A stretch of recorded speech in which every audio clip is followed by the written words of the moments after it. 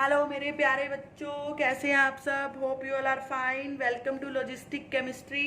तो बच्चा, हमने लास्ट लेक्चर में ये पढ़ा था कि क्रॉप की प्रोडक्शन को हम कैसे बढ़ा सकते हैं। उसमें हमने मैन्योर पढ़ा था, फर्टिलाइजर्स पढ़ा था, फर्टिलाइजर्स और मैन्योर के एडवांटेज डिसएडवांटेज वो सब पढ़े थे।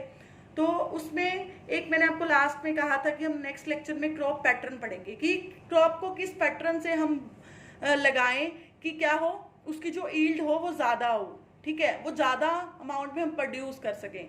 तो देखो राजे, क्रॉप पैटर्न के अंदर हम तीन चीज़ें पढ़ेंगे। फर्स्ट पढ़ेंगे mix cropping, second inter cropping, third is crop rotation. तो बच्चा सबसे पहले हम पढ़ते हैं। देखो, पहले मिक्स क्रॉपिंग करनी है, चाहे हमें इंटर क्रॉपिंग करनी है, चाहे हमें क्रॉप रोटेशन करनी है, ठीक है। इन सब में हमने दो क्रॉप्स उगानी है इकट्ठी, ठीक है।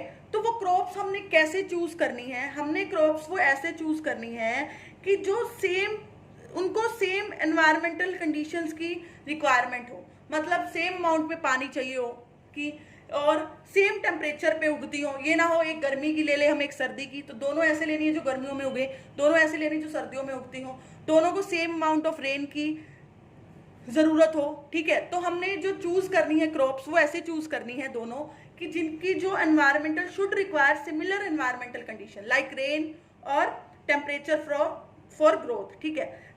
दूसरा कैसे चूज करनी है हमने, उनको जो न्यूट्रिएंट्स चाहिए हो वो डिफरेंट डिफरेंट चाहिए हो।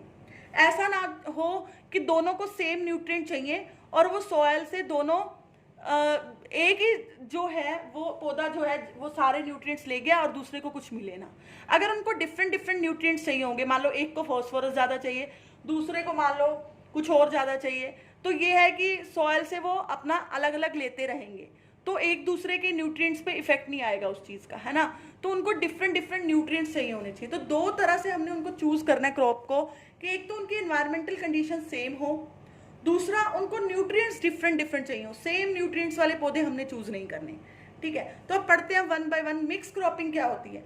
मिक्स्ड क्रॉपिंग में क्या लेना है हमने, दो पौधों के सीड्स लेने हैं, ज़्यादा के भी ले सकते हो आप।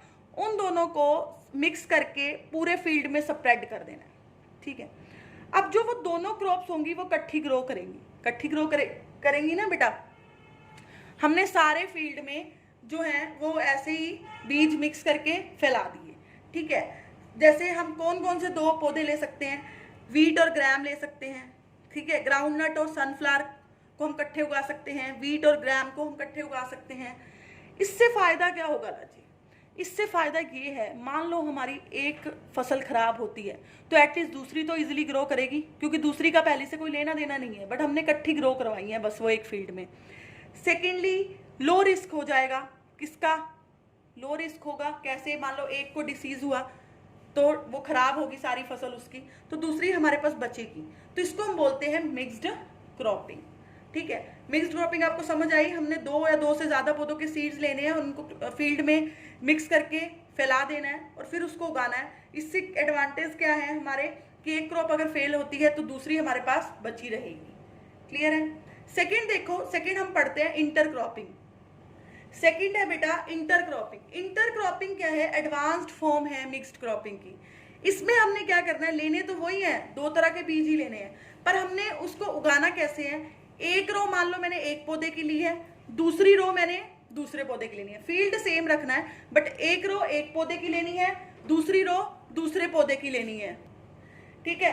तो ये क्या है? एडवांस फॉर्म है मिक्स्ड क्रॉपिंग की। Two or more crops are grown in the same field in definite pattern, एक डेफिनेट पैटर्न में। क्यों? कुछ रोज एक क्रॉप की, कुछ रोज दूसरी क्रॉप की। लाइक मैंने बाजरा और लोबिया, इसको मैं इकट्ठा उगा सकती हूँ। तो मैंने क्या लेना है, दो पहले एक रो बाजरा की ले ली, एक रो लोबिया की ले ली, एक बाजरा की ले ली, एक लोबिया की ले ली। इसका बेटा बेनिफिट क्या होगा? इसका बेनिफिट ये होगा, सेम अगर मान लो एक रो खराब होती है, मान लो एक पौधे को डिसीज होगी, मान लो लोबिया वाला पौधा था जिसको डिसीज हो गई, तो एक रो लोबिया की सारी खराब हो जाएगी। लेकिन सेकंड रो में मेरे पास लोबिया नहीं है, बाजरा है, तो बाजरे को नुकसान नहीं पहुंचेगा, ठीक है। तो क्या होता है, अगर एक रो डिसीज की वजह से खराब भी होगी तो दूसरी रो मेरे पास क्या रहेगी? बची रहेगी। इसको क्या कहते हैं? Inter cropping. Inter cropping advanced form है, उसमें हम इकट्ठा मिक्स करके पूरे फील्ड में बिछा रहे थे, बट इसमें हमने रो वाइज बिछाना है, रो वाइज पैटर्न लेना है और ऐसे उगानी है। इसको बोलते हैं इंटर क्रॉपिंग। लास्ट मेथड है crop rotation, policy of growing different crops one after another on the same field. If same crop is grown again and again on same field, some nutrients are extracted from the soil again and again. So we should choose different crops so that all the nutrients of soil are used. क्या मतलब है इसका?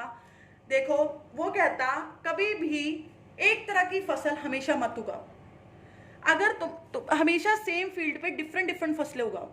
मान लो एक बार मैंने जो फसल उगाई है, दूसरी बार मैं कोई और उगाऊं. क्यों? अगर मैं एक ही फसल बार बार उगाती रहूंगी तो वो सॉइल में से वही सेम न्यूट्रिएंट्स बार बार एक्सट्रैक्ट करती रहेगी. और अगर सेम न्यूट्रिएंट्स बार बार एक्सट्रैक्ट करती रहेगी तो क्या होगा? सॉइल में उन न्यूट्रिएंट्स की कमी हो जाएगी, है ना. और पौधे को जब मैं दोबारा वो फसल उगाऊंगी तो उस फसल को वो न्यूट्रिएंट्स कम अमाउंट में मिलेंगे. थर्ड टाइम फिर उगाऊंगी, फिर कम अमाउंट में. तो इससे मतलब उनको न्यूट्रिएंट्स की कमी होती जाएगी और वो ग्रो जल्दी नहीं करेंगे और ईल्ड भी हमें ज़्यादा नहीं मिलेगी. तो इसलिए क्या करना चाहिए? डिफरेंट फसलें उगानी चाहिए. मतलब एक के बाद एक, ऐसे नहीं कि सेम फील्ड में बार बार एक तरह की फसल उगा रहे हो.